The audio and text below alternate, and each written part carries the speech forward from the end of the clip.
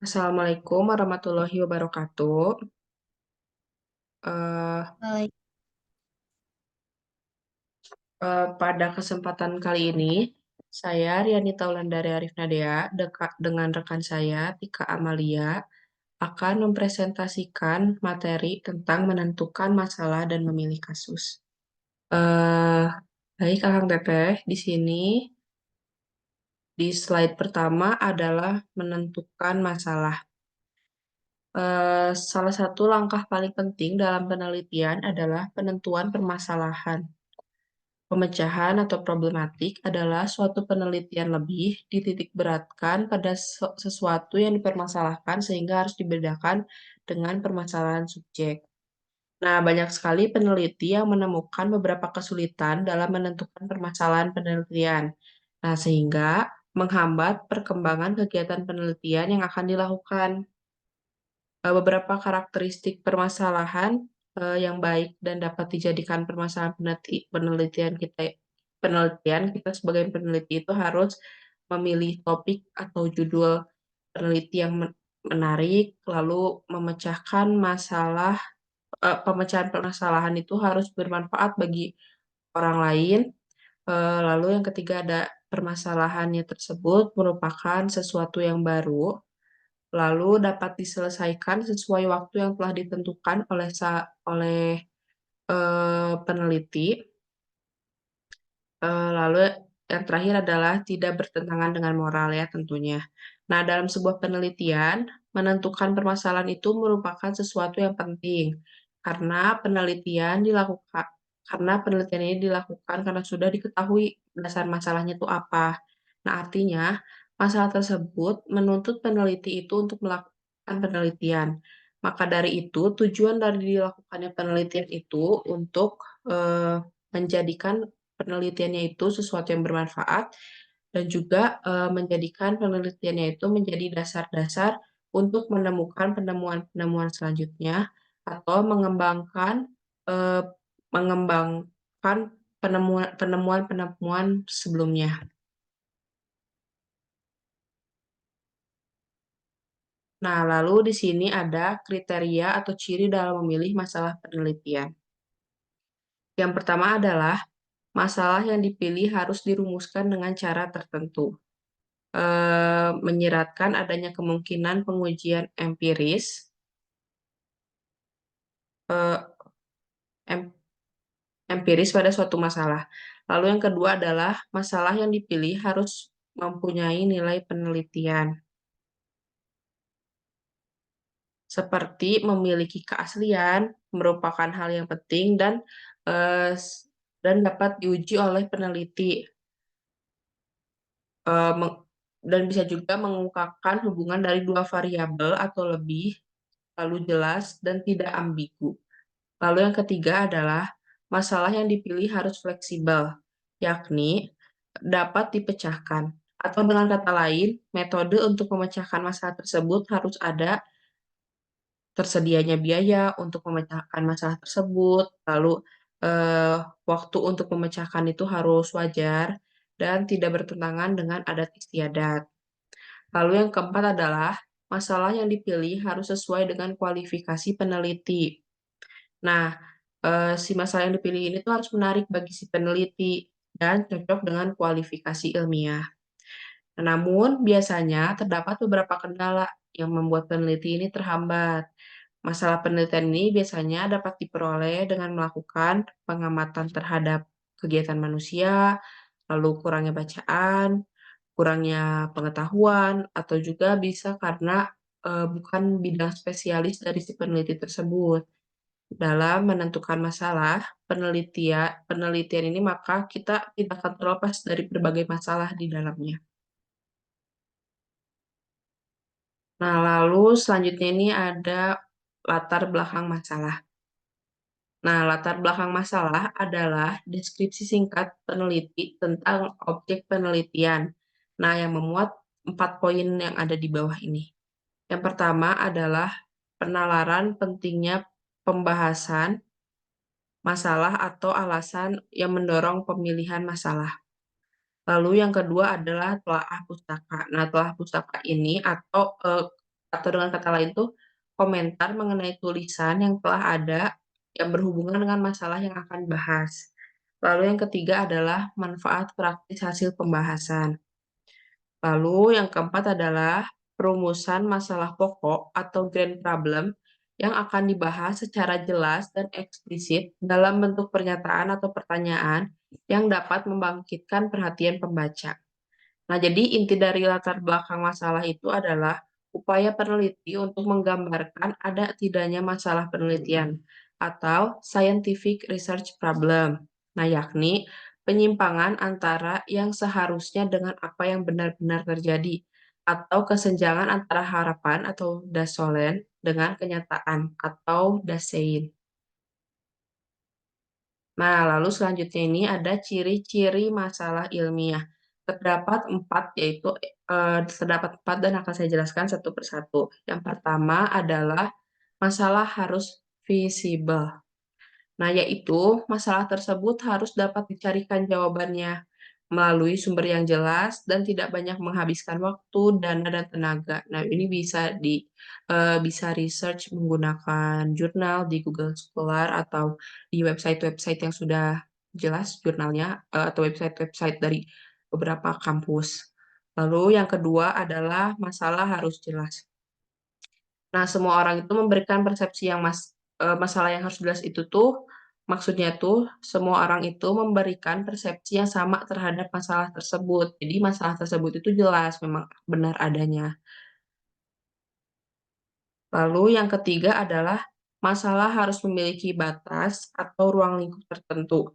Karena jika si masalah ini tuh tidak memiliki batas bahasan, nah pembahasannya itu akan melenceng kemana saja. Lalu yang terakhir adalah masalah harus signifikan. Nah, masalah yang diberikan harus memberikan kontribusi terhadap pengembangan ilmu dan pemecahan masalah kehidupan manusia ke depannya.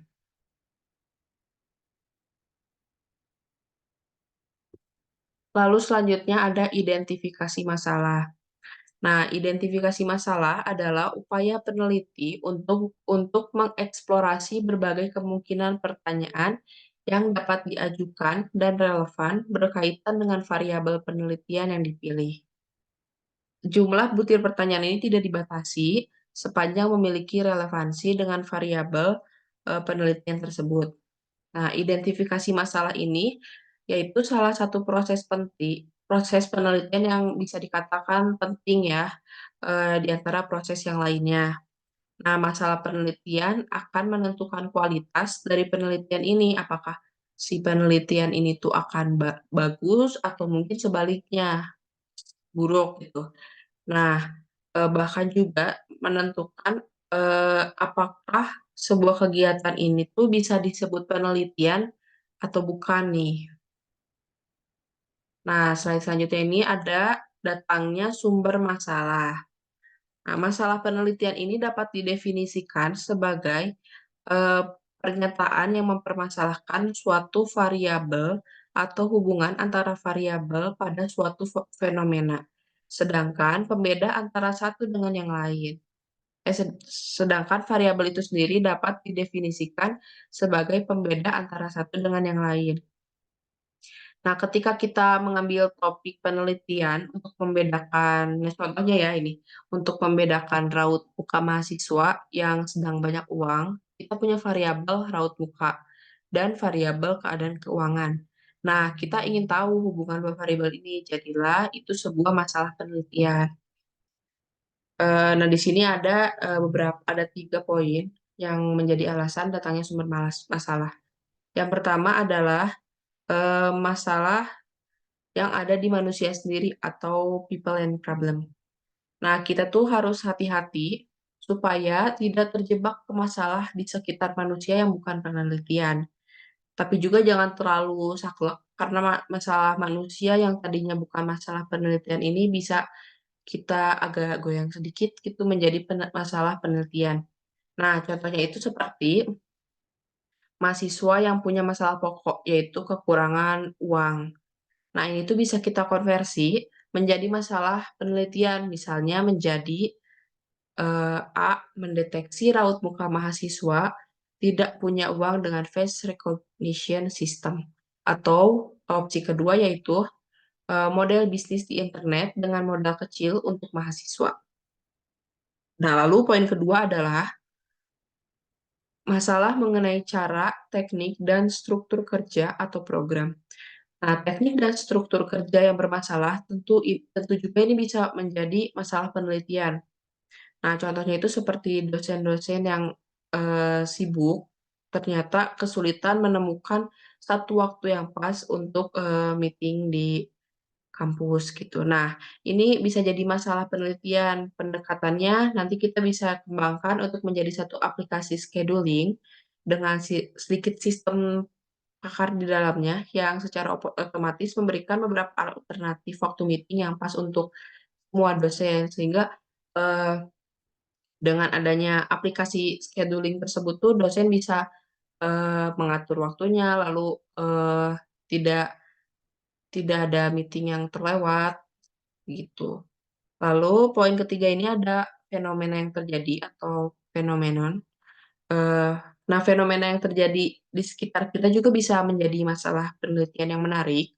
Nah, contohnya itu seperti fenomena bahwa situs portal yang dikembangkan di beberapa perusahaan-perusahaan besar ini tuh sepi, tidak ada yang mengakses situs tersebut. Nah, Nah, ini tuh bisa jadi fenomena untuk meningkatkan traffic. Misalnya bisa dengan memainkan beberapa teknik supaya search engine atau eh, search engine itu mau menengok situs kita. Nah, ini tuh sering disebut dengan search engine optimization. Nah, dari sini kita sudah dapat judul. Ya, judulnya tuh bisa mengembangkan situs portal traffic tinggi dengan teknik search engine optimization atau SEO. Nah, mungkin sekian pemaparan materi yang dapat saya sampaikan. Selanjutnya, materi selanjutnya akan dipaparkan oleh rekan saya, yaitu Teh Tika Amalia Putri. Kepada Teh Tika Amalia Putri, saya persilahkan.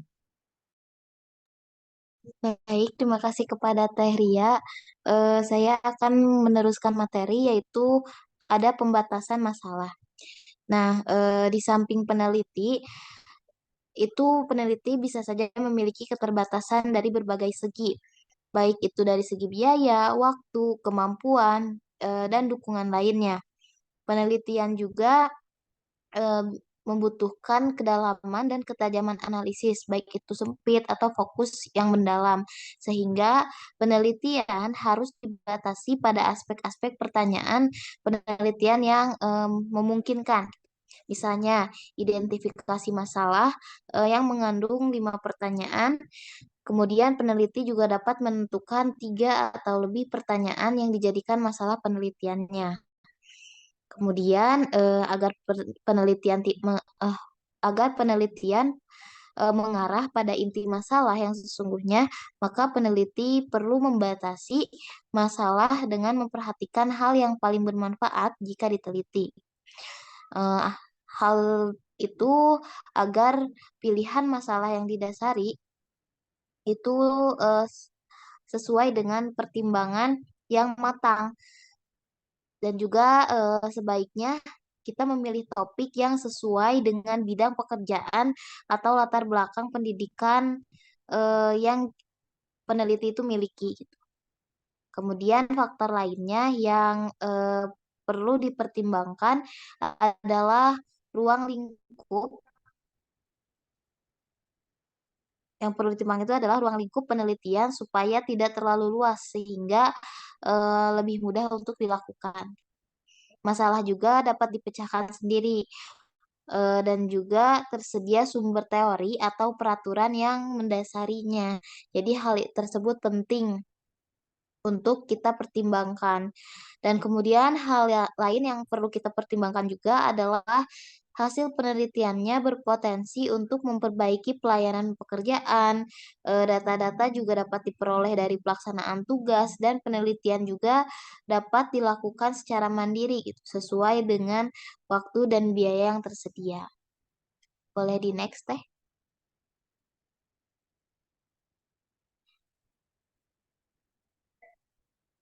Oke, kemudian ada memilih kasus. Nah, pada dasarnya, masalah itu merupakan suatu keadaan yang berasal dari hubungan antara dua faktor atau lebih, yang menghasilkan situasi seperti itu atau menimbulkan tanda tanya yang memerlukan usaha untuk menemukan jawabannya. Nah, menurut Bungin 2011 halaman 55, sebelum peneliti memutuskan untuk mempelajari sesuatu permasalahan dalam suatu penelitian, sebaiknya hal tersebut dikerjakan terlebih dahulu untuk mempertimbangkan aspek objektif dan subjektifnya. Nah, pertimbangan objektif terhadap kondisi kelayakan suatu masalah itu dipelajari dalam penelitian dan dipertimbangkan secara subjektif mengenai kondisi peneliti, baik minat, kompetensi, dan pengalaman penelitian sebelumnya.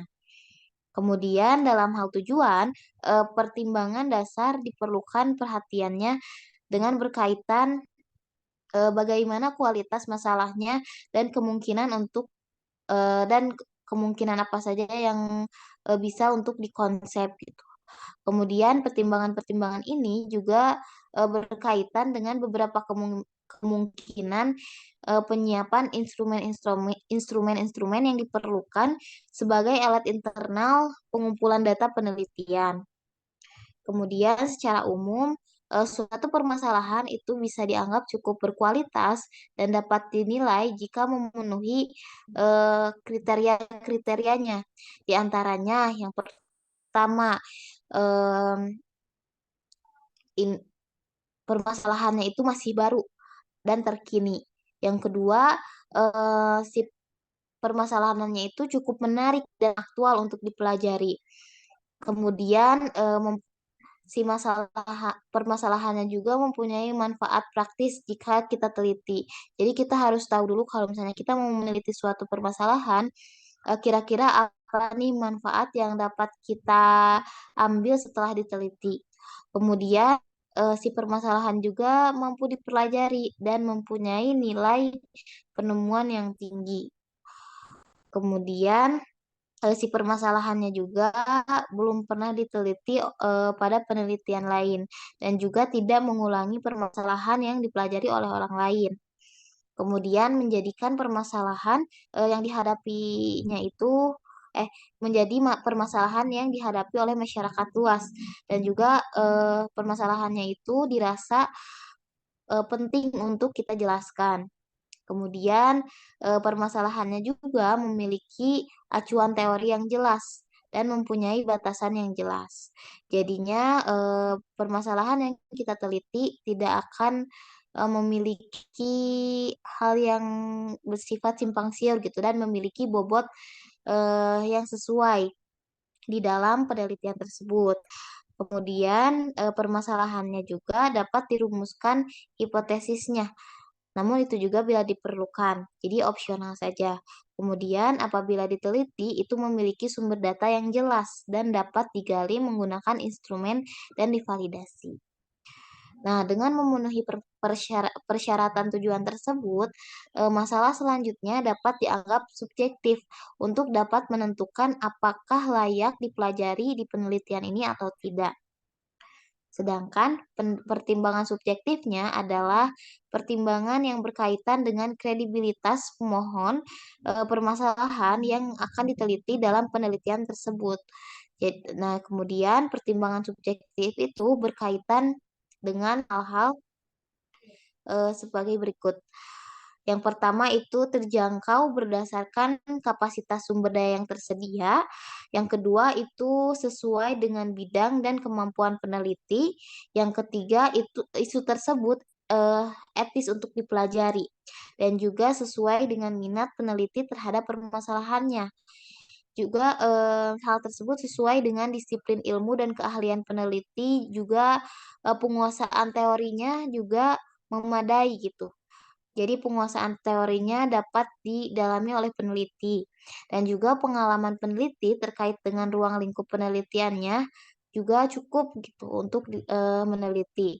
Dan juga adanya dukungan pendanaan yang memadai serta tersedianya waktu yang cukup untuk penelitian tersebut.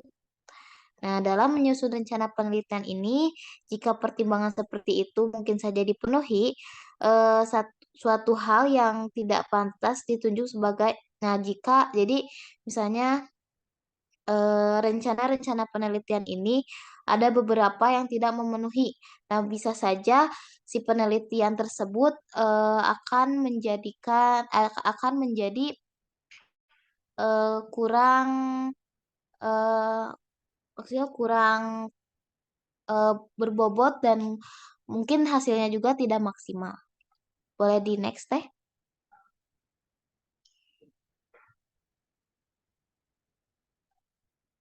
Nah, kemudian ada sumber masalah. Nah, masalah dalam penelitian itu merupakan pertanyaan tentang situasi problematis yang timbul dari keserasan antar kenyataan atau fakta dengan teori atau ketidaksesuaian fakta empiris dengan penelitian sebelumnya yang mungkin dilakukan untuk dijawab. Secara umum, terdapat permasalahan dalam penelitian kualitatif selalu terbayang dalam eksplorasi berbagai sumber permasalahan dalam penelitian sehingga memungkinkan peneliti untuk mendapatkan ide-ide yang baru, terkini, dan original. Nah, berdasarkan hasil eksplorasi dapat diperoleh permasalahan penelitian dari berbagai sumber, kecuali jika yang dilakukan penelitian adalah perintah dari sponsor pendanaan. Nah, permasalahan dalam penelitian ini pada dasarnya tidak akan terjadi jika muncul dengan sendirinya, namun harus dicari oleh peneliti. Jadi, perlu adanya kemampuan atau kepekaan dalam menemukan permasalahan tersebut. Nah, kemudian kemampuan dan kepekaan peneliti ini dapat ditelusuri secara aktif untuk meninjau informasi dan berbagai sumber-sumber seperti dari membaca referensi, mendownload artikel dari internet, menghadiri diskusi, melakukan observasi lapangan, menyelidiki pengalaman empiris, dan mengumpulkan informasi lainnya, baik itu dari lingkungan sekitar, dengan memperhatikan pendapat ahli, dan sebagainya. Jadi permasalahan dalam penelitian ini pada dasarnya tidak akan muncul dengan sendirinya. Jadi kita sebagai peneliti itu harus bisa mencari permasalahan itu sendiri dengan cara yang tadi saya sampaikan. Boleh di next teh. Kemudian ada saran pembimbing senior peneliti. Nah, menurut Strauss dan Karpin 2007, satu arah dalam menemukan atau mendapatkan permasalahan dalam penelitian kualitatif adalah dengan meminta nasihat kepada pembimbing atau dosen yang sedang melakukan atau pernah melakukan penelitian di bidangnya. Nah, cara pencarian masalah ini cenderung besar peluangnya untuk memperoleh permasalahan peneliti. Jadi antara dapat diteliti dan relevan untuk dipelajari. Hal ini karena peneliti semakin berpengalaman sudah tahu apa yang harus dilakukan dalam setting penelitian yang nyata. Jadi di sisi lain, pilihan diperoleh dengan mengambil proyek yang dilakukan oleh orang lain atau senior dan bisa saja bukan pilihan yang paling menarik bagi mahasiswa atau peneliti.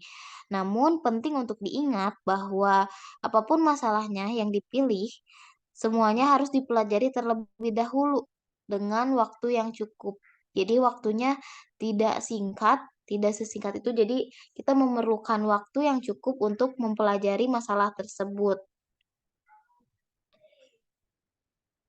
Jadi kita akhirnya dapat memutuskan dan membuat pilihan akhir pada eh,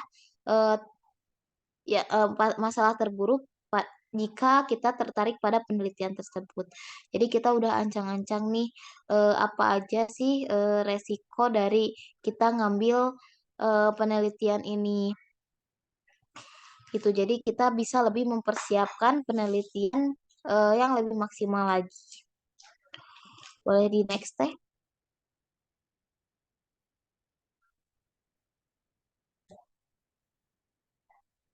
Kemudian ada literatur. Nah, literatur itu dapat memberikan inspirasi yang membesarkan hati peneliti untuk melakukan penelitian dengan berbagai cara. Literatur juga dapat dipelajari pada bidang studi yang dengan cara yang relatif. Kemudian dengan membaca literatur, calon peneliti juga dapat melihat kontradiksi dalam literatur yang ditelitinya. Sehingga ada dorongan bagi peneliti untuk mengatasi gambaran yang dirasakan karena adanya konsistensi yang ditemukan dalam literatur tersebut. Nah, melalui literatur tersebut kita bisa mengetahui perlu atau tidaknya pendekatan baru untuk memecahkan masalah yang ada sebelumnya. Kemudian lewat literatur juga kita dapat menemukan teori yang bertentangan dengan pengalaman pengetahuan empiris yang sudah kita miliki atau pengalaman yang sudah kita pelajari sebelumnya. Ketidaksesuaian literatur yang dibaca juga bisa menjadikan memberikan pengalaman atau pengetahuan yang mendorong seseorang untuk melakukan penelitian. Jadi pada umumnya peneliti mempunyai sikap kritis dan analitis dalam menanggapi sesuatu. Di next teh. Kemudian ada pengalaman pribadi dan profesi. Menurut Strauss dan Corbin, dari pengalaman profesi, seseorang dapat mengetahui bahwa beberapa pekerjaan menjadi kurang efektif dan efisien untuk dilakukan. Nah, akhirnya sampai pada keyakinan bahwa situasinya mungkin terjadi karena ditingkatkannya melalui penelitian yang sistematis. Tapi di sisi lain, beberapa profesional merasa senang dan tertarik untuk melakukan penelitian lebih lanjut karena didorong oleh ambisi atau antusiasme untuk melakukan perbaikan atau pembaharuan pada suatu sistem apa yang terjadi atau kondisi yang sedang dihadapi di tempat kerja. Jadi tidak ada masalah penelitian yang kecil yang dipilih berdasarkan motivasi itu. Jadi sepertinya memilih masalah penelitian pengalaman yang memilih masalah penelitian itu merupakan pengalaman yang lebih sulit gitu ya karena pemilihan masalah ini harus benar-benar sesuai dan benar-benar sesuai dengan pengalaman pribadi kita dan sesuai dengan profesi kita. Namun pandangan ini juga sangat relatif ya dan tidak selalu benar. Jadi pengalaman profesional juga bisa meningkatkan peluang yang sukses yang berharga bagi para peneliti karena profesi juga merupakan salah satu faktor yang dapat mendorong kita untuk melakukan penelitian yang lebih lanjut. Sekian yang dapat saya sampaikan. Mohon maaf apabila ada kekurangan, saya kembalikan kepada moderator. Terima kasih. Baik, Teh Tika, terima kasih atas pemaparan materinya. Cukup jelas ya, teman-teman semua. Mungkin sekian pemaparan materi yang dapat kita sampaikan.